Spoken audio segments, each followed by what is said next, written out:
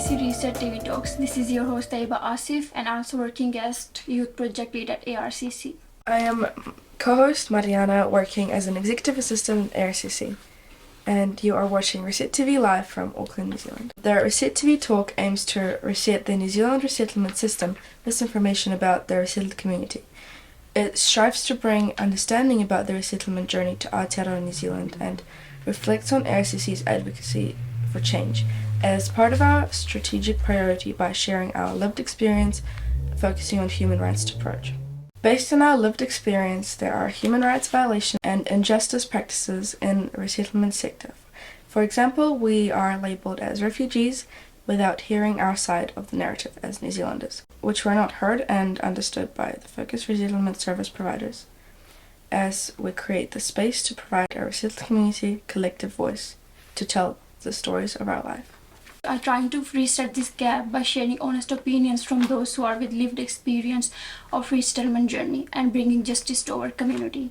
This is simply a sincere conversation with New Zealand public. The purpose is to educate the resettled community on their rights and most importantly who they are, and hopefully this initiative will allow them to recover from their past traumas and discover more opportunities in New Zealand. Now I would like to welcome our team. First, Mr. Aban K.A.Yor, who is the ARCC Chief Executive Officer, community advocate, author, educator, and he's been providing his services for over 15 years. Now, Mr. Faisal Fergle, who came from Sudan in 2014 to New Zealand, and is community support worker at ARCC. I would also like to welcome Asif Ahmad, who is ARCC Community and Engagement Officer, and Nadia, who is the ARCC Media Production Assistant. Today our talk will be about family reunification. But first I would request Aban to reflect on that is the refugee is a temporary term or how the UNHCR 3 durable solutions related to it. Kira kato katua, salam alaikum. A warm greeting to you all. Thank you team for just making the time to come and have wananga and conversation as a family. Also, thank you, Table, for your question. To reflect on the refugees as a temporary term based on UNHCR definition, it's important that to highlight the distinction between refugees and resettlement within the New Zealand context. First of all, why refugees term is a temporary term? Because UNHCR have a mandate, and that mandate to end the refugee situation for anyone in that situation. So they have 3 durable solutions, and those durable solutions, they are permanent. Okay, they're not temporary, they are permanent. Yes. So what it means that if one person or family in a refugee situation, they've been able to return to their country, and that situation of refugees is not longer exists because already they're having a permanent solution. They return to their country of origin, they're not refugees anymore. So the second priority for UNHCR is about local resettlement. If you been seeking asylum in a refugee's host country, and the government of that country has given you opportunity permanently to settle there. For example, people who come from Afghanistan and Pakistan give them opportunity to resettle there. So that is the second solution. And also, for example, people from South Sudan, they went to Sudan and Sudan government give them opportunity to settle permanently, they're going to be settled permanently. For example, in case of Syria to Lebanon, as well, if they've been given opportunity by Lebanon government, they're going to be able to settle permanently there. So the situation of refugees is no longer exists. So they're not refugees anymore. And as I says in last our discussion is that the third one is when people are qualified to resettle in a third country. So as our case now in New Zealand, we settle in a third country. So the process was very also not easy, but being able to come to the third country, there will be a process, and that process of resettlement is one of the durable solutions. So if we've been accepted in New Zealand here as we are, the refugee situation no longer exists because we have a place to call home. So New Zealand is our home regarding to the exchange of the refugees status to a permanent resident for those who come under refugees quota program. So now this is the durable solution for people within the refugees situation.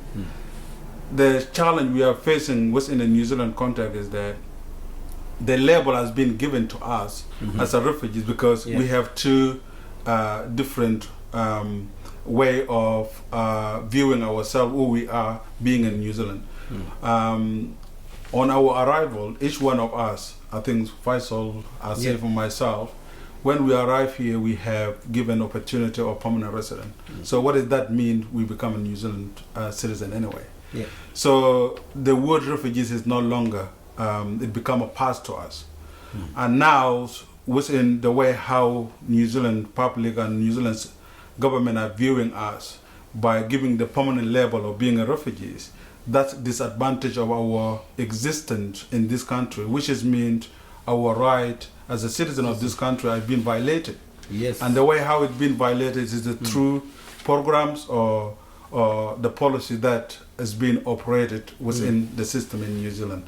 So for our audience to have better understanding about the process of resettlement coming to New Zealand, because we're talking about the resettlement journey to New Zealand. So our journey of refugees end when we've been given a permanent resident of New Zealand, so we're no longer being a refugees because we have a permanent solution, which is resettlement. So we are grateful with that offer, and we are thriving as a New Zealander now. How an individual have a power over the authority. So do you want to reflect on that? I think I need to give those people who view or who engage in our last discussion. What I mean by individual have a power is that like you are safe now. If I call you Faisal and you did not correct me about you not Faisal, and you allow me just to use that name for you as I am the one who's sending message to you, for example, and you did not correct me. Now, who have the problem here? The person who sent you the message, or you are the one who receiving the message? I am the one. You're the one. So now what is happening is that when I call you and it's not correct, and you did not correct me, which is mean that I have a power over you. Okay, I have a power over you, and other element of power being given to people. For example, we talk about if someone been calling you refugees, for example, and you know yourself, your status as a citizen of this country. If you allow them to use that terminology upon you without correcting them, it's not their fault, it's your fault. You're supposed to correct them because it's a part of conversation. Okay? We don't need to assume to say everyone know everything. But it's a part of our obligation as well, being a citizen of this country, is just to correct what is not right. So that is not something between you and authority. Authority always going to be authority. But who really give that authority to the authority to the authority you have? It's you. Okay. For example, when we're having election here in New Zealand, by exercising our democracy, everyone need to vote, and that is your right. But when you vote, what does that mean? You have been given your power to someone to go and present you in a parliament. So that is your voice you have given. So you have a power. Okay. So that is really very important, and the question as well, it gives us a sense of just trying to explain more. And like what I am saying now, sometimes we encourage ourselves. You might not believe what I am saying, but you have opportunity to know if you can go and search more, so that you will be confident in your own way by knowing that information, not just believing me. I don't want you to believe me, but I will advise you to go and search about it more in order for you confidently to understand the source of the information and the message which is you are trying to investigate the truth of it.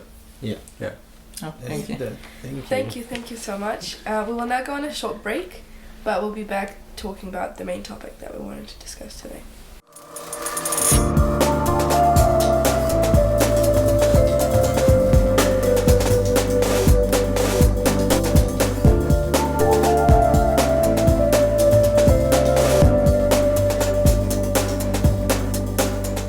Welcome back, and now we will move to our main topic. And my first question is, what is the family reunification journey, and what scheme is involved in sponsoring the family members that come to New Zealand?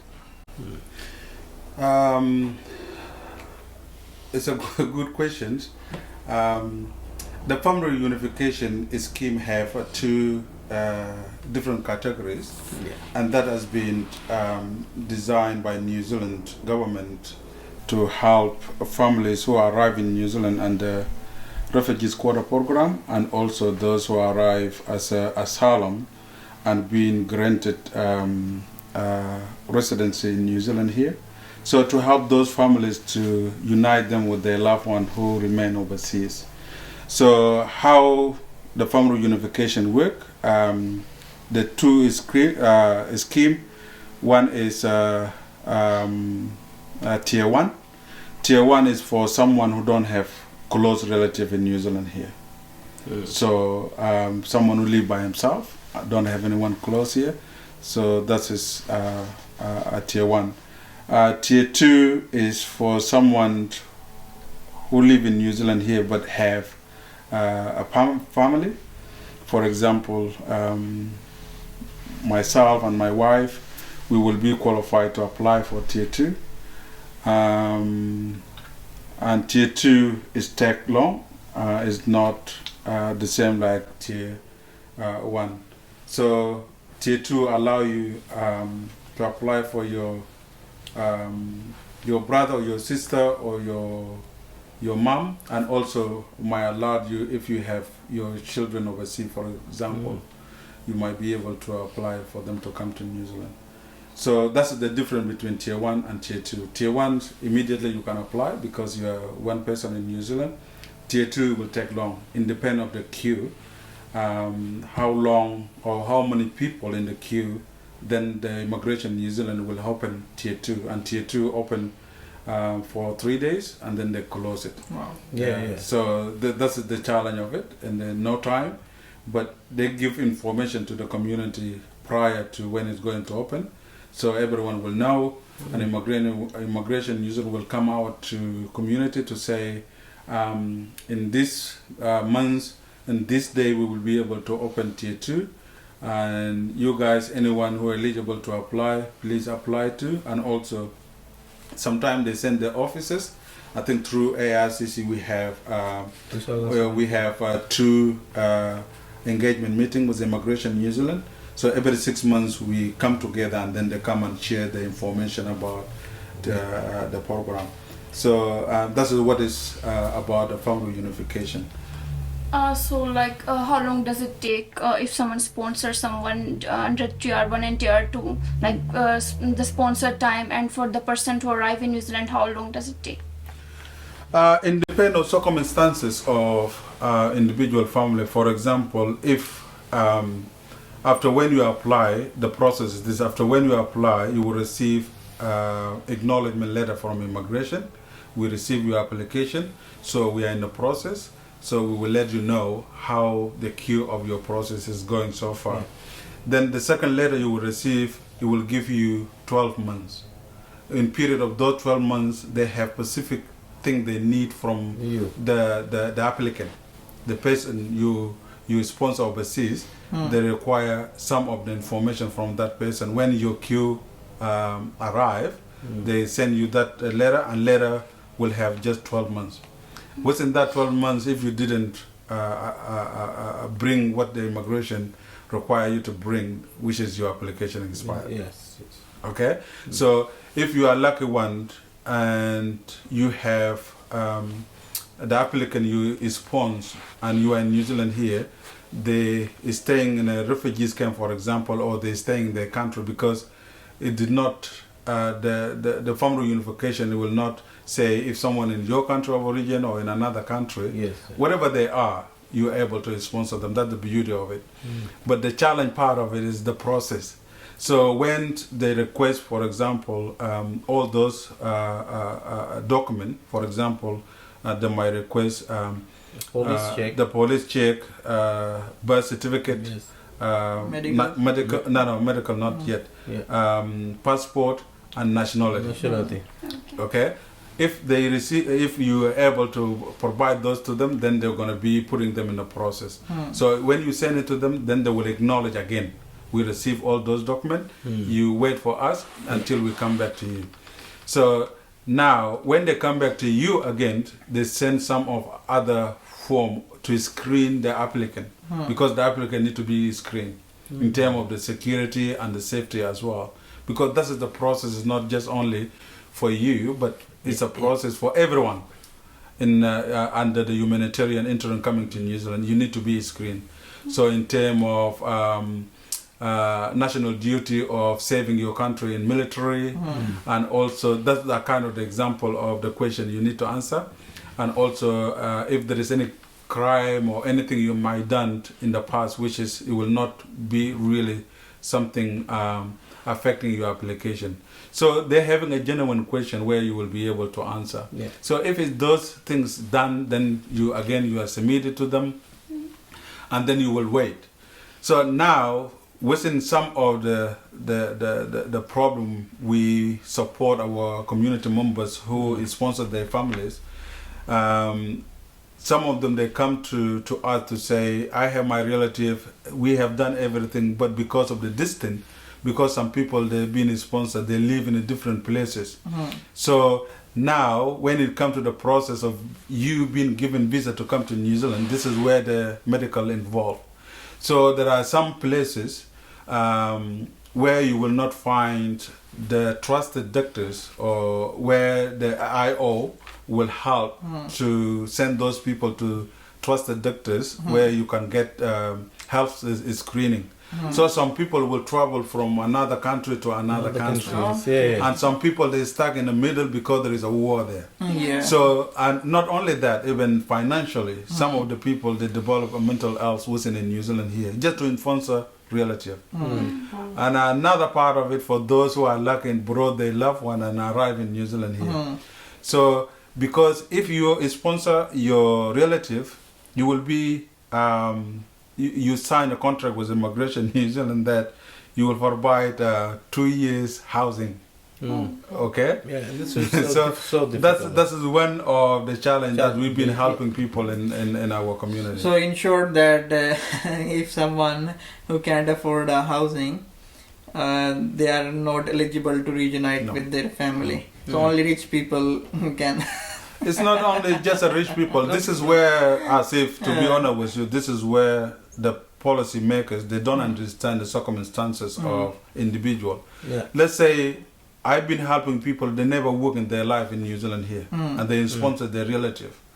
So let's say a single mother sponsor his sister with husband coming to New Zealand here, and they end up being helped by the neighbor to provide accommodation. Just a New Zealander who really have kindly supporting those they never to bring that family to New Zealand.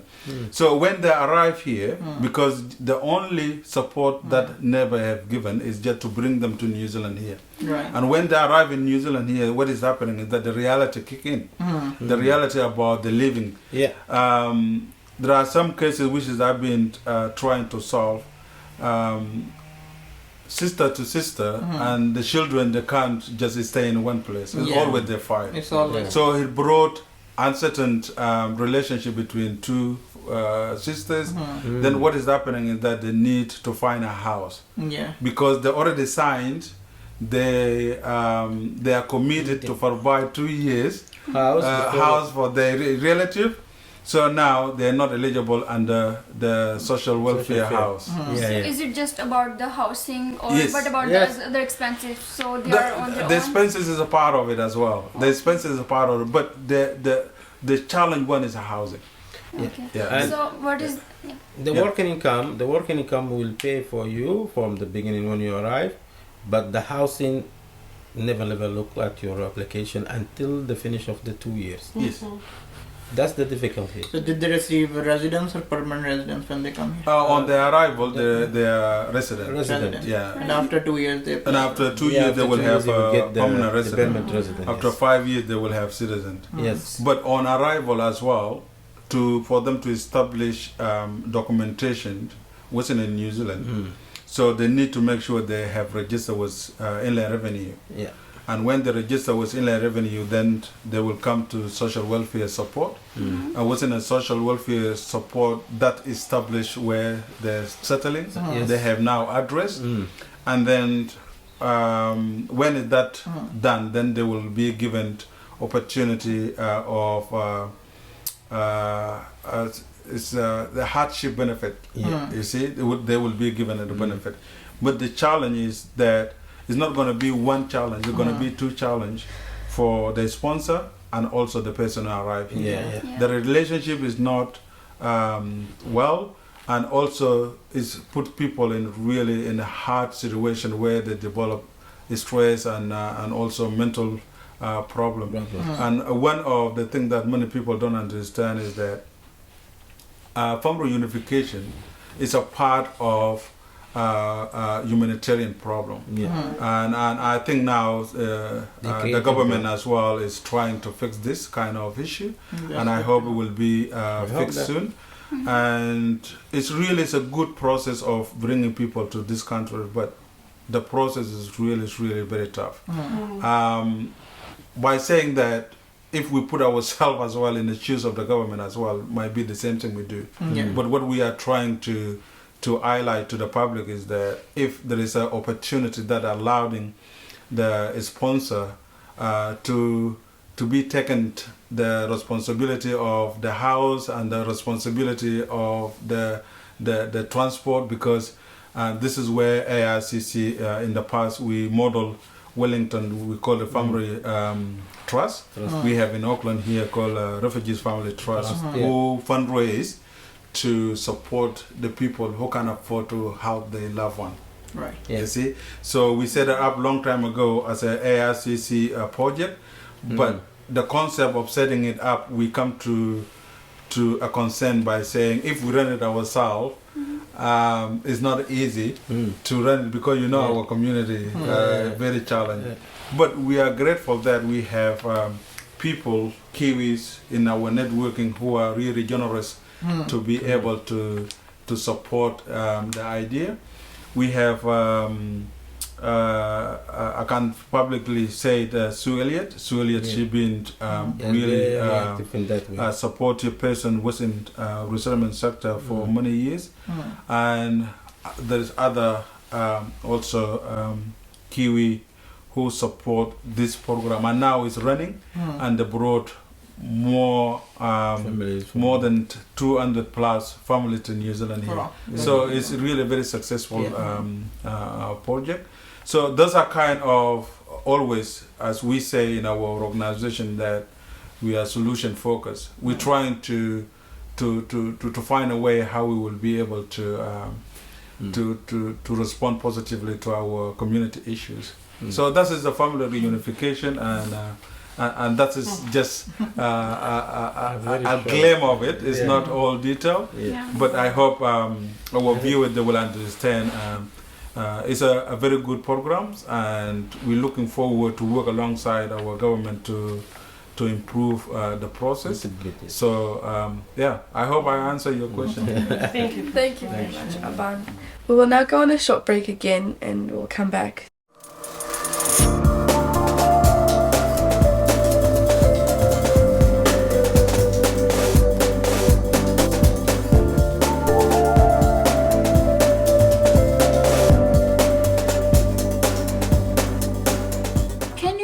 Reflect on that how the Aotearoa, TR2 are related to the asylum seekers? Okay, it's a good question. So just to distinguish between Tier 1 and Tier 2, in terms of legal process, asylum, someone who's seeking asylum wasn't in New Zealand. But first the people need to understand who is asylum. Okay, so people who seek asylum wasn't in New Zealand here. When they come to New Zealand, they come as visitors. Okay, some people they claim the status of convention refugees in the airport. Some of them they claim the asylum when they come to the community and trying to just because they've been escaping from their country of origin or the country of refuge and coming to New Zealand here to find better life. So in that process, now they are asylum, okay, and they consider as illegal when they apply. Okay, now that is the process of asylum. But if they've been given the residency, now New Zealand acknowledge them, they are a New Zealand resident now. Yeah. So they become legal to live in New Zealand. So, but while they're asylum, they're not eligible because they're illegal. Okay? Oh. So you see the distinguish? And that is one of the things many of our community who come the pathway of asylum, they still call it themselves asylum. Oh. You see? So Yeah. this is a distinguish between being asylum and also being resident. Resident. Yeah. So being asylum is a convention of refugees, someone who whether he ran from their country because of political reason or economic reason, but the UNHCR recognized that based on Convention Refugees 1951. Okay, so that is giving them the right they can apply Yeah. because they don't want to go back to their country. So within in New Zealand here, what they do is just through immigration, they need to go through the process of eligibility becoming refugees. Okay, when they be recognized, then they will be able to be given a resident, from resident to permanent resident, from permanent resident to citizen of New So Zealand. in either way, do they have to live in Mangere or do they directly go to the country? Now they don't live in Mangere. Some of them, and unfortunately, they end up in prison. Yeah. And This is the ARCC sad has been ARCC myself as well being part of supporting Asylum Seeker Trust, because that's the only organization in New Zealand here supporting asylum. Okay, that's the only organization supporting asylum. So we have approached the government not to allow, because they are not criminal. First of all, Yeah. okay, Why there are put them in people who prison? are victim of things happen in their country. Yes. It's the same circumstances, which is people who come through quota program, but they never been in the process of the refugees offshore. So they have a little of resources allow them to visit New Zealand, but when they arrive in New Zealand here, then they claim asylum. Yeah. And when they claim asylum, it's not a criminal act, it's their right. Okay, I think before we're talking about human right violation. So if you put them in a prison, you violate their right. Yes. Because they're not a criminal. Yeah. Why do you put them in a prison? Because that's They are done nothing. Yes. Yeah. They just because, become. because in Yeah. New Zealand we always criticize Australia for putting asylum seekers in prisons and offshore as well, like in Guinea and in the Christmas Island. Yeah. And if we are criticizing, and I think the deal has been done with New Zealand that they will take those refugees to New Zealand. But what about those people who are coming here, asylum seeker, and we're putting them in prison? Yeah. When I come here to 2014 in Mangere, I found around 6 of the asylum seeker is there in Mangere with us, and that's, I think that's the good condition for them to put them in this in Mangere Resettlement Center, and be in touch with the people where they come and go until they recognize as. But they take in their papers to the court, and the court who decide of their Fate. The status. Yeah. And that will be taken a long time. And I think the government, they take him to the prison. When I come out and saw that, why you take them in the prison? It doesn't mean nothing. They don't criminal. They are good. They after they go and get their citizen, get their status, they will be a very good. And I know people who is asylum seekers, and now they are doing very good things in the community. So that they are not bad. Why you put them in the prison? And we've been asylum as well. Yeah, we have been asylum. We've been asylum. Yeah. But to clarify, Taiba question is that while you are in an asylum process, you will not be able to apply for tier 1 or tier 2. Yes. But when you already been given opportunity and you have resident and permanent resident in New Zealand here, you will have opportunity to apply for Tier 1. Yes. Because majority of asylum seekers, they don't have anyone here. So they might be eligible at Tier 2. So that's the distinguish. But being in a situation of asylum, you're not eligible to apply. Okay, so after you receive the residence or permanent residence, then you move up there. Now you become legal to live in New Zealand and can work in New Zealand. Yeah. But in asylum period now, you just dealing with just your case, either being declined or being accepted. So like people when come to New Zealand, especially cases like my, Faisal and yours, we've been greeted by immigration, and they're gonna take us to Mangari Resettlement Center, and we've been treating like guests, and that and then 6 weeks of time they'll prepare us to go move to the community. And asylum seeker which comes in the country, they don't have these kind of services by government provided to them. Are there any parallel services for asylum seekers at the same time like refugee quota have, or there's nothing? I think before we go to asylum, let's talk about family unification. Yeah. Okay, family unification, they don't have services that provide to them when they arrive here. Okay, and that's one of the things that all the sector now, they're trying to collaborate to work alongside government to support with sort of services. For example, we might talk about health screening. Yeah, it's really important, and then orientation about New Zealand information for them, and how to access services. Yes. The networking which they're going to be able to have, because they rely on the sponsor, and that is really very, very, very tough. So when it comes to asylum seekers, they don't have available services, like I said before. And the reason for it, because they're living illegal here. And when you live illegal in New Zealand here, immigration, they're the only New Zealand department who can deal with you. Okay, those are the area they're having a law enforcement. Yeah. So now the services which can be given to them or can be supporting them, that's where the asylum seeker trust is coming through. So they're having a place where some of them can be located while they are waiting for their cases to be assessed by Immigration New Zealand.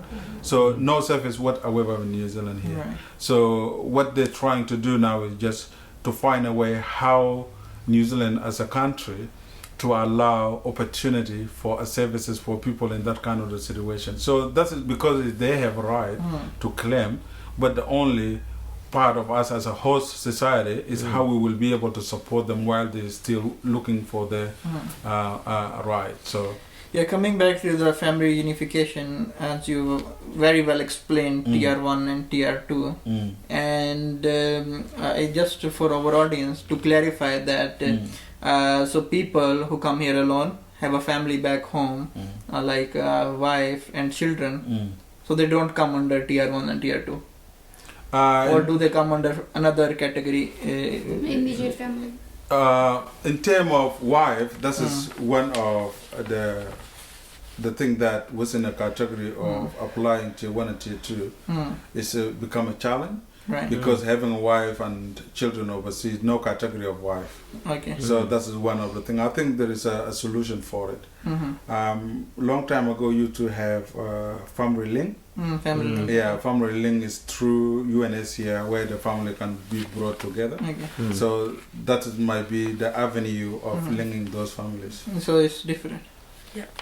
Thank you very much, everyone. We will now go on a short break, and we'll be back.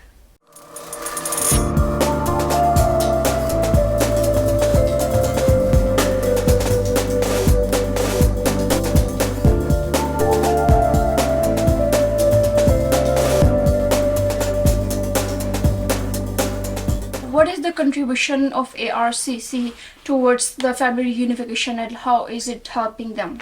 Yeah, what we have done in the last few years, we facilitate the connection between the immigration New Zealand and community. So what we do, we run different consultation meetings with the community. ARCC facilitate, and also we gather information from the community and share it with the service providers. That is what we have done in the past, and also that can be also improved because the service providers and some government department, they always reach to ARCC for advice, and this is one of the areas as well we contribute to that. The other thing as well, those government services and non-governmental organization, they reach to have consultation with us to see how the community can get help. But to make the meaningful contribution to family unification or people which is we support, because ARCC support people who seek asylum but they have been given resident, we support them. People who come under family unification, they are as well the resident, and then permanent resident. So those are the three categories of humanitarian New Zealand receive, we support them. But while they are asylum seekers, this is where Asylum Seeker Trust deal with them. This is not the work of ARCC. Our work when they get the resident, then we will be able to support them. Yeah. So the support we give as Faisal community support worker and also Asif as a communication and engagement officer, they've been involved in different event and different project supporting our community. I will give them opportunity as well for them to highlight some of the experience they have when it comes to contribution helping our community to settle well in New Zealand. So you guys are just providing the information to them, or you are helping them with the procedure or afterwards, all that? I think before we answer this question, Faisal, you can reflect some of the experiences. For the asylum seekers, I have some people asking, they are in the country as before they asking they need to be asylum. So ARCC or myself refer them to Asylum Seeker Trust, because this is, as the man say, this is not our work or this is not our area. And after they get there and they get the residency, then they will come back to us and we start to help them. There are the communal questions, how I can get home, how, because when they go to the Asylum Seeker Trust, they will get their, from MSD, they will get the benefit and everything. But after that, they will come back to us for a lot of advocacy. We're talking about how I can get a job, how I can get housing, how. So we try to advocate and tell them how to go and where to go, and that's the issue. For family unification, we are in ARCC. We take them from the beginning because they come in with the residency and start to help them about a lot of things. The main issue we're facing, the house, because they are staying with the relative. So we try to tell them, because you are signing, you are not eligible until 2 years. So this is the problem here. They will shock. Some of them, because they don't know, they're rushing to come to New Zealand. They are very happy to come to New Zealand. They don't know sometimes what they're signing. I say, do you sign it? They know the people who sign the sponsor. Yeah. The sponsor is the one who signed for 2 years. But some of them, they don't understand it. They don't understand it. They don't understand their obligation. Yeah. They don't understand the obligation that they say to immigration, I will be responsible to my relative for 2 years. Yes. But when the relative come here, then they go to say, oh, why the government not providing this for me? I say, you are sign it. You cannot do anything for it. Yeah, and So, just to coming back to Aman, sorry. Yeah, Yes, sir. How can we educate the community, and Yes, which this is the avenue point, we yeah. can use to get them free advices? So because most of the people, when they say that if they want to receive advice, they think that okay, maybe they need to spend couple $1,000 and then they will receive advice. So they don't go there. Are there any avenue available which can provide them free advice? I think ARCC will give all of those advices. It's free. I don't know. We don't But I mean immigration official advices, because as I believe Immigration nobody will can never give tell you. ARCC From my cannot give the- experience, Asif, from my experience, the immigration will let you read, and some of them they don't read. Yeah. It's a different language. And if they give you a limit time, read it and sign it and bring it back to us. So some of them they come into us, like they come into. I see every day. Yeah. Can you please, even the MSD, they send in letters or sending forms, they will read it and sign it. And I say, what I'm signing? One of the important advice I give to some of the family who already they come to AS. First of all, they're asking for financial support, and we refer them to family unification to get the support. In that process, when we refer them to the family trust, Yeah. I tell them to make sure your relative, before you come to New Zealand, you need to share with them how New Zealand look like.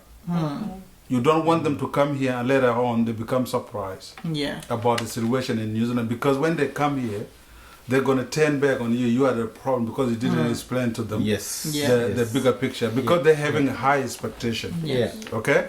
Like any one of us, when we come to this country, we have all hope and resilience that we will get what we want in New Zealand. But when we come here, we become surprised. There are a lot of things we never consider. So make sure if you sponsor someone in your family, before they arrive here, please share with them how New Zealand is about. It's not always about a good thing that will give them a bigger hope, and later on when they arrive here, you disappoint them. Yeah. Okay? The kind of the information need to be shared that you are working is very important. Because what we're trying to do, even within ARCC as well, we encourage community members not to sit in a benefit. Yeah. Okay? You need to make sure, if you need to be a positive citizen, try your best to go and find a job. Yes. You know? Because that's how you will be able to contribute to this society, not just sitting and receiving benefit. Yeah. That's not the purpose we come here. You know? So now, within that kind of advice, let them know you are working or you're not working. Okay? Tell them your situation. Be just friendly. And when they come here, they're not going to be surprised. Otherwise, you're going to disappoint them. They come here, they say, oh, this and this and this and this. And then the problem will start from Yes. there. Yeah, The need family to will find divide. We need to find the root cause of it. Yeah. And then if you're able to identify the problem, it's very easy to find the solution. Yes, the solution. Yes. It causes a lot of problem around the community. We see that the families is very sisters and brothers. They divided because those things. Why don't you tell them from the beginning? Yeah. So just like Asif asked, so except ARCC, is there any proper channel from there people get the proper information and guidance regarding all the family unification? I think in terms of family unification, within ARCC, we've been providing advice based on what we know from Immigration New Zealand. But if it become a legal advice, this is where we refer them to community centers where the legal advice can be found. So we always refer to, there is a place in Mangere Town Center, the family legal advice is there. And also sometime, I think on Thursday in Wesley Community Center. So there is a legal advice around where people can go and seek for legal advice when it comes to immigration. So does it cost them anything or it's free? It's free. It's free. It's free. Because to be a legal advisor, you need to be accredited from the Immigration New Zealand in order for you to advise all those stuff. But our encouragement to our community members who are really trying to sponsor their loved one to come to New Zealand here, make sure you need to be honest with yourself by sharing the valuable information that when they come to New Zealand they should not be surprised. So explain your circumstances, explain everything clearly in order for them when they come here they don't need to be surprised. Thank you guys for joining us. That we discussed very important information. So yeah, we hope to see you soon next month, same place, same time. And before going, I would request Aban to give some reviews on our discussion, please. Just this message to our audience. Thank you so much for watching ARCC Reset TV Talk. We really do appreciate hearing our voice and what we're talking about. This come about making sure New Zealand public well informed based on our journey. We are part of the resettlement journey to New Zealand, and we're talking about our own journey in our own narrative. And we've been explaining the difference between people who arrive in New Zealand and the Refugees Quota Program, what kind of legal status they have when they arrive here. And we've been saying they're having a permanent resident.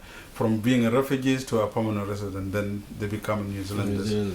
The second one, journey as well, is a family reunification, and family reunification where people who under Refugees Quota Program who come here, then government give them opportunity to reunite with their loved one, whether under tier 1 or under tier 2. So family reunification is a part of humanitarian support within a New Zealand context. And also we touch base on asylum seekers within a New Zealand context. Also, I've been saying the asylum arrive in New Zealand here as a visitors, and on their arrival, some of them they claim the refugees convention within the airport, or they come to the community and they find themselves they're not eligible to go back to their own country because their circumstances is the same like people who come under quota refugees. So that's the journey of the resettlement journey to Aotearoa, New Zealand. So we hope that many of you who are unaware or aware about our journey to New Zealand, we are proud to be New Zealanders and from different diverse country of origin. This is our country, and we here to add value. We brought our culture and we brought what it takes to add value to New Zealand society. And I will take this opportunity to ask if anyone outside there who would like to help ARCC in a different way in terms of bringing some of their knowledge alongside ARCC to make sure that we really collectively we are aware in New Zealand when it comes to resettlement program in Aotearoa.